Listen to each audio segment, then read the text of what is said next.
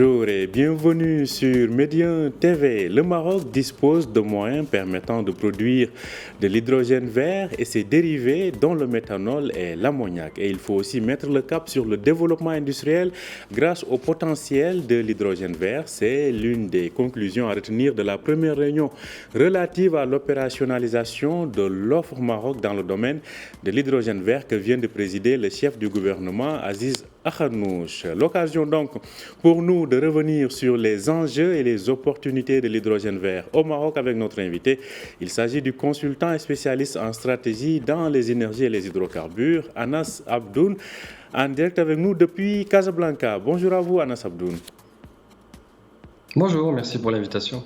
Alors, on le dit, le Maroc dispose d'un potentiel énorme dans le domaine de l'hydrogène vert. Alors, expliquez-nous d'abord de quoi parle-t-on quand il s'agit de l'hydrogène vert. Qu'est-ce que cela veut dire?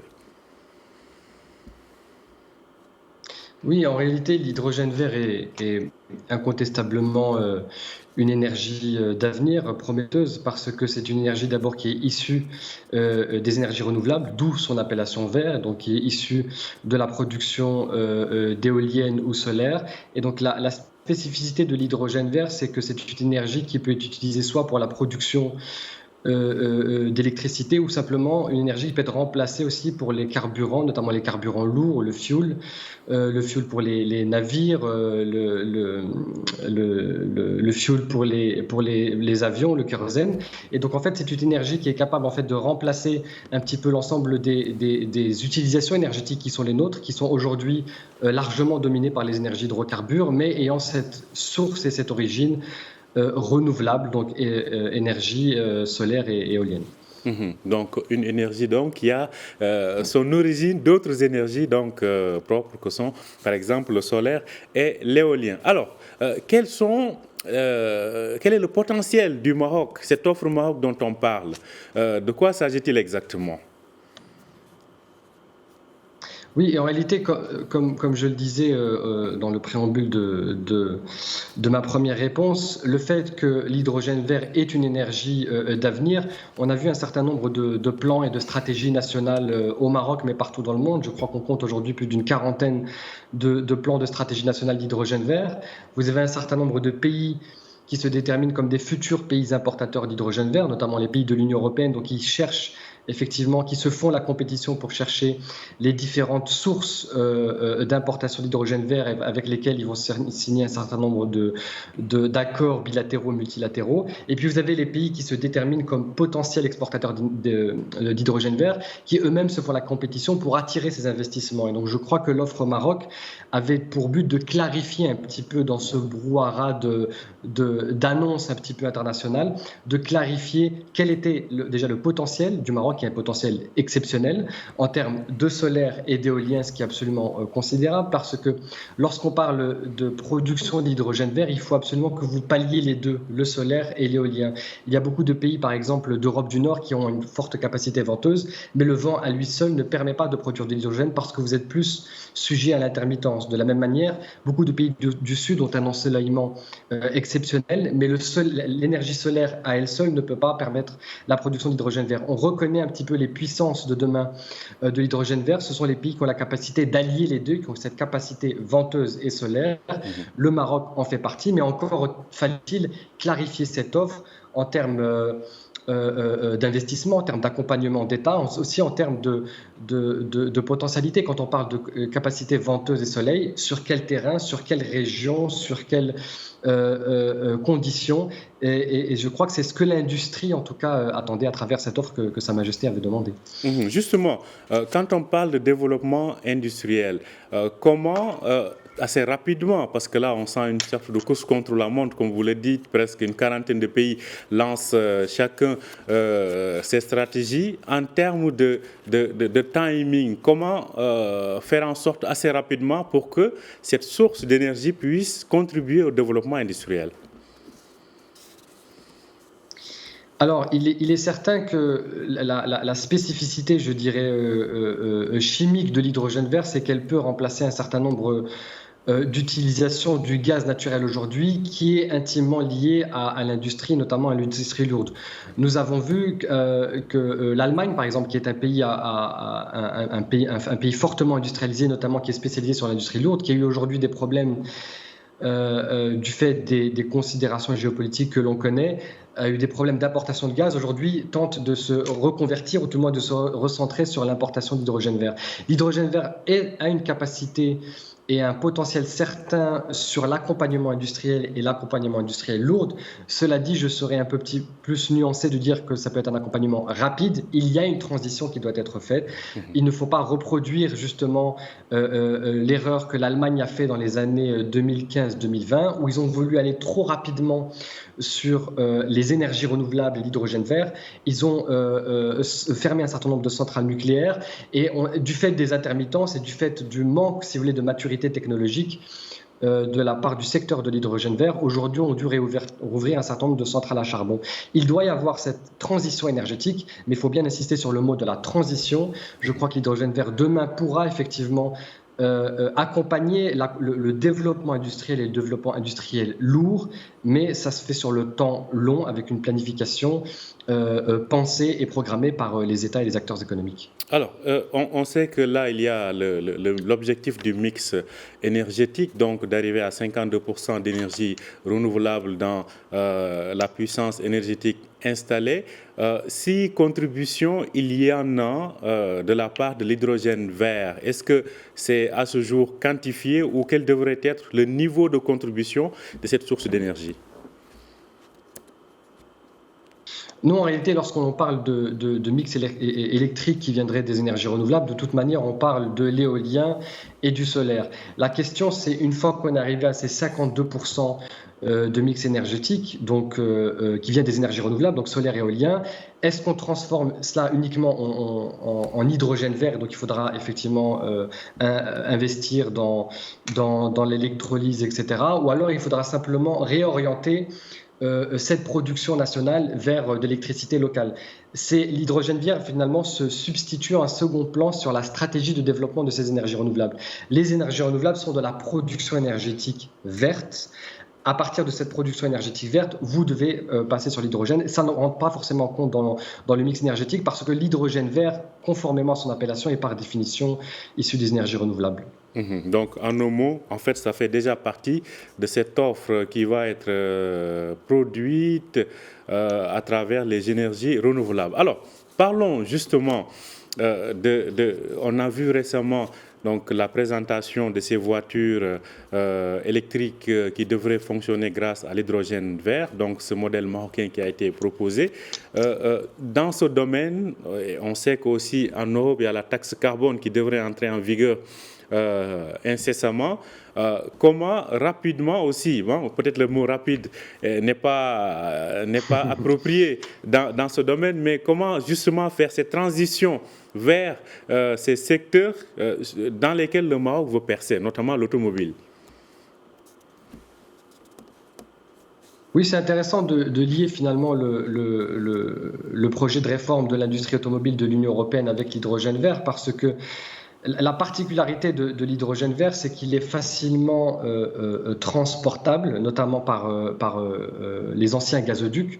Et au Maroc, nous avons un lien direct avec le GME qui peut facilement être converti en hydrogène-duc. Et donc, le principal défi, ce sont les infrastructures lorsque vous faites une transition énergétique. L'avantage de l'hydrogène vert, c'est que le coût de transition sur ces infrastructures-là est amoindri parce qu'on peut reprendre les infrastructures gazières qui existaient pour les reconvertir.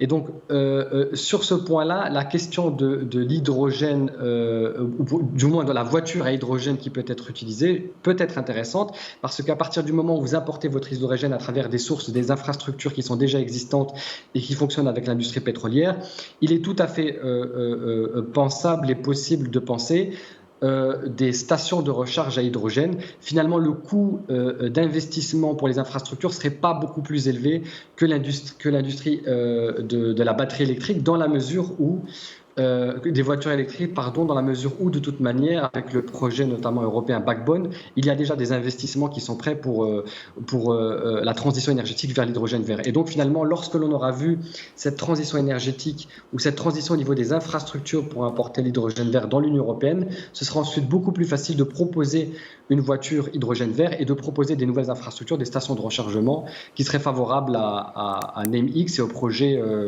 d'exportateur énergie, d'exportateur automobile que le Maroc a vis-à-vis de ses partenaires européens. Alors, il y a deux autres aspects importants qui se posent, c'est le côté réglementaire, mais aussi le côté investissement. Commençons par l'aspect réglementaire. Sur ce plan-là, où en sommes-nous ? Alors, au niveau réglementaire, ce qui est intéressant, c'est que il y a la charte de l'investissement qui a été annoncée il y a quelque temps par l'AMDE et par le ministère de l'Investissement, qui est intéressant et qui peut effectivement piloter ce genre de projet, notamment sur la question de l'hydrogène. On attend également aussi de l'offre de Maroc une clarification en termes d'accompagnement de l'État. Mais ce qui est intéressant, je pense, c'était d'abord d'apporter de la clarté. Ça, c'est un petit peu pour le cadre légal. Ce qui est un point aussi important et qui est à prendre dans le crédit du Maroc, c'est que dans l'ensemble des pays qui sont des puissances d'hydrogène vert de demain, finalement. Ce sont le Chili, l'Australie, le Maroc, dans une moindre mesure les États-Unis, l'Arabie Saoudite. Le Maroc a une particularité qui est la proximité géographique. Dans tous ces pays, vous avez des capacités de production d'hydrogène vert extrêmement importantes, mais géographiquement, ils sont loin de ces marchés de prédestination. L'Australie est loin de la Corée du Sud et du Japon, le Chili est loin des États-Unis, le Maroc est aux portes de l'Union européenne. Et ça rentre dans le cadre légal parce que ce qu'il faut faire absolument au Maroc, c'est entrer en partenariat avec les cadres législatifs de la Commission européenne. Je le disais tout à l'heure, il y avait l'initiative d'hydrogène Backbone, donc qui est l'initiative d'hydrogène pilotée par la Commission européenne et par la Direction générale de l'énergie, qui prend en compte non seulement la réglementation de l'hydrogène au niveau communautaire, donc au niveau européen, mais également des sources d'importation. Il y avait dans l'avant-dernière version 2 pays qui étaient pris en considération pour apporter l'hydrogène, c'était le Maroc et l'Ukraine. Et du fait de la situation que l'on connaît, l'Ukraine n'est plus en tête des pays sources pour importer l'hydrogène vert, le Maroc l'est. Et donc il faut que notre réglementation, notre offre ne soit pas simplement pensée à l'échelle nationale comme si on avait un plan strictement national d'hydrogène vert, mais doit être pensée au niveau en collaboration avec la Commission européenne pour éventuellement les projets d'exportation et aussi pour les projets d'investissement des majeures européennes auprès des projets que l'on a au Maroc. Et il semble qu'il y a un certain nombre de discussions qui sont déjà opérées par le ministère de l'Énergie, et donc ça va dans le bon sens. Ça va donc dans le bon sens sur le plan réglementaire. Alors, qu'en est-il des investissements ? On sait que ces dernières années, il y a pas mal d'investissements qui commencent à être repérés dans ce domaine-là. Qu'en est-il de leur rythme, mais surtout des perspectives d'avenir ? On a connu incontestablement ces 4-5 dernières années un boom en termes d'annonces, surtout du moins, d'investissement d'hydrogène vert au Maroc. Il y a eu des entreprises européennes, américaines, chinoises qui ont annoncé des investissements conséquents et qui font le sujet d'un suivi de la part du ministère de l'Énergie et des autorités compétentes. Ce qui est intéressant, c'est qu'on a effectivement, du fait de ces annonces, cela veut dire aussi qu'effectivement le cadre réglementaire, pour revenir à votre question précédente, va dans le bon sens. Il y a aussi dans le Maroc un potentiel énergétique considérable, comme je le disais, venteux d'un côté et solaire de l'autre, une proximité géographique importante auprès de l'Union européenne. Cela favorise incontestablement les investissements et il semblerait que nous attendons encore un certain nombre d'investissements au vu effectivement du plan de transition de l'hydrogène vert, parce que ce n'est pas simplement une transition qui est pensée au niveau de l'Union européenne, c'est une transition qui est pensée au niveau global. Aujourd'hui, en Afrique, il y a 2 pays qui sont leaders sur ces questions-là, qui sont le Maroc et l'Égypte. Et encore une fois, du fait de la proximité géographique, mais aussi du fait de la connexion électrique et en termes de pipeline avec le principal marché du monde de l'hydrogène vert qui est l'Union européenne, le Maroc a un atout compétitif et c'est la raison pour laquelle il attire un certain nombre d'investisseurs de l'Union européenne, mais aussi hors de l'Union européenne, des investisseurs qui viennent d'Asie et d'Amérique du Nord. Alors, L'autre question qui se pose, et vous le dites à vous entendre parler, on sent qu'une bonne partie de cette production pourrait être destinée à l'exportation. Alors, si on avait à voir entre les besoins locaux et la nécessité de s'imposer sur le marché international en termes d'exportation, de quel côté la balance pencherait-elle? Alors ça dépend, si vous parlez au ministère de l'Industrie, si vous parlez au ministère... C'est là la principale problématique, c'est que nous avons une offre hydrogène importante au Maroc. Bon, sur ce point-là, tout le monde est d'accord. Nous avons mis une offre pour clarifier effectivement les potentiels et l'accompagnement des investisseurs. Maintenant, ce qu'il faudrait faire, à mon sens, c'est une stratégie. Nous avions un plan d'hydrogène qui était plutôt bon, qui date de quelques années. Il faudrait faire un nouveau plan, une nouvelle stratégie nationale d'hydrogène au vu des nouvelles annonces d'investissement et au vu de l'offre au Maroc.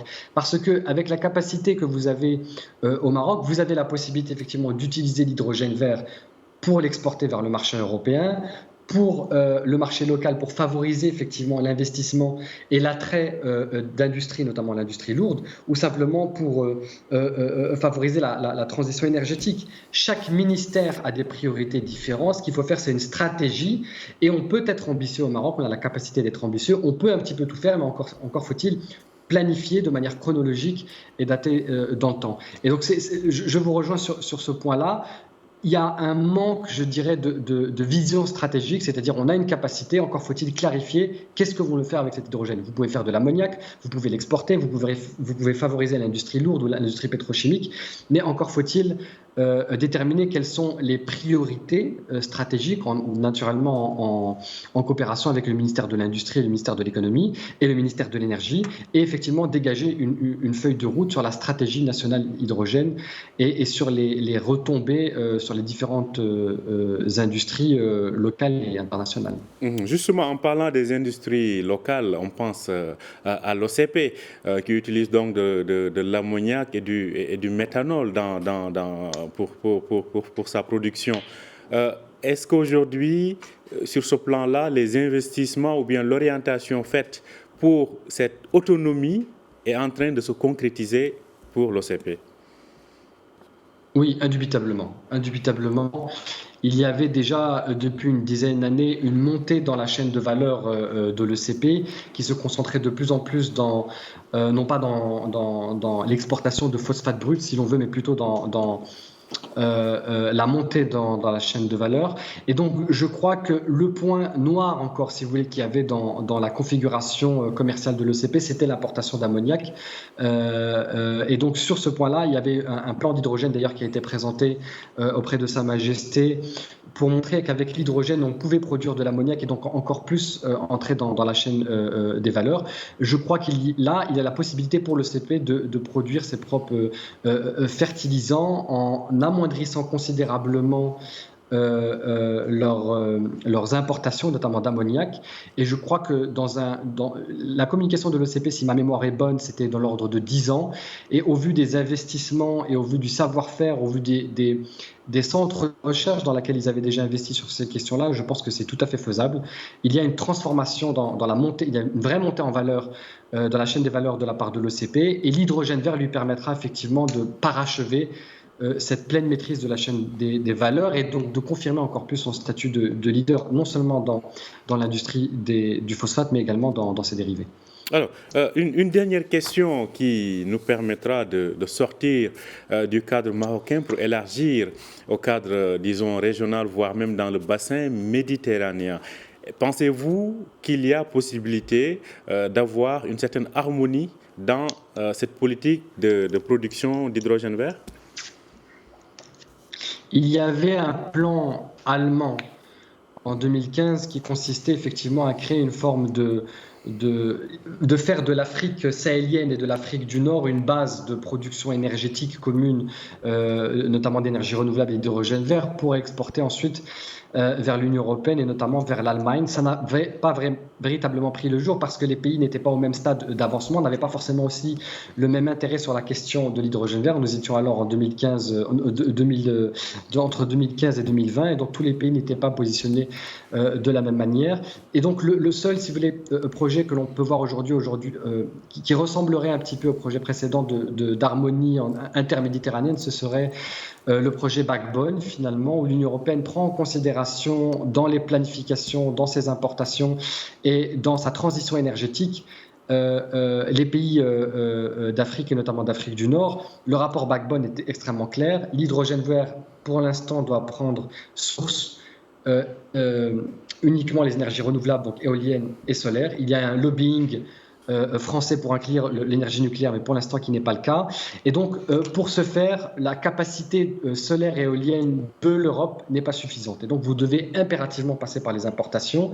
Et si vous devez passer par les importations, vous regardez effectivement les bassins de production les plus proches de vous, parce que le transport est encore très coûteux, le transport d'hydrogène. Il y a eu un projet pilote, par exemple, entre l'Australie et le Japon, avec de l'hydrogène liquéfié, c'est extrêmement cher, donc ce n'est pas encore économiquement rentable. Et donc, on prend en considération effectivement des partenariats bilatéraux, ou plutôt multilatéraux, donc entre l'Union européenne et les pays du Sud. Et donc, comme je disais précédemment, on a aujourd'hui l'Égypte et le Maroc qui sont dans la course et qui sont intégrés dans les projets de l'Union européenne. Malheureusement, on n'a pas vu ces projets européens s'élargir à d'autres pays de la sous-région. Merci à vous, Anas Abdoun. Je rappelle que vous êtes consultant et spécialiste en stratégie dans les énergies et les hydrocarbures. Merci d'avoir accepté notre invitation. Merci à vous. Merci à vous aussi de nous avoir suivis. Je rappelle que vous pouvez retrouver cet entretien sur notre site www.medianews.com. Bonne journée et bonne suite de programme sur Médien TV.